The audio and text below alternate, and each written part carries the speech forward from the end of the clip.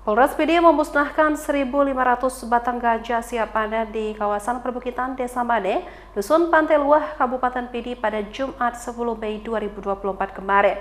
Petugas juga menemukan ganja siap edar yang disembunyikan di bawah gubuk tempat peristirahatan pelaku.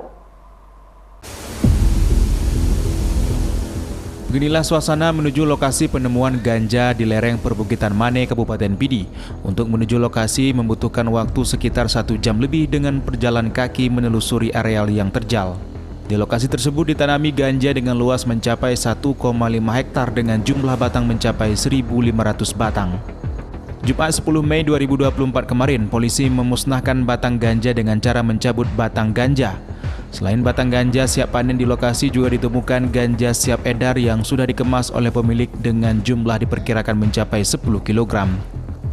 Ganja siap edar tersebut disembunyikan oleh pemilik di bawah gubuk tempat istirahat mereka. Selain ganja siap edar, petugas juga menemukan puluhan kantong plastik untuk paket sabu-sabu. Diperkirakan pelaku selain menjual ganja juga terlibat peredaran sabu-sabu. Pihak petugas tidak berhasil menangkap pelaku, namun mereka sudah mengantongi identitas pelaku.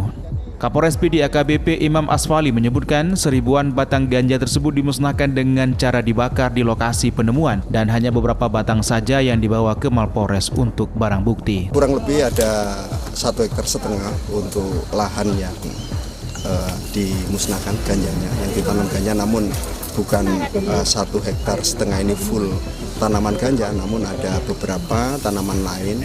Sengaja tanaman ganja ini dikamuflasekan, tanaman lain sebagai kamuflase. Tadi dilihat ada mulai dari penyemaian, kemudian dipindahkan ke polybag yang kecil, kemudian ada yang siap panen dan ada yang sudah dipanen. Artinya tidak menutup kemungkinan ini bisa setiap hari yang bersangkutan ini memanen walaupun dalam skala kecil panennya, namun rutin.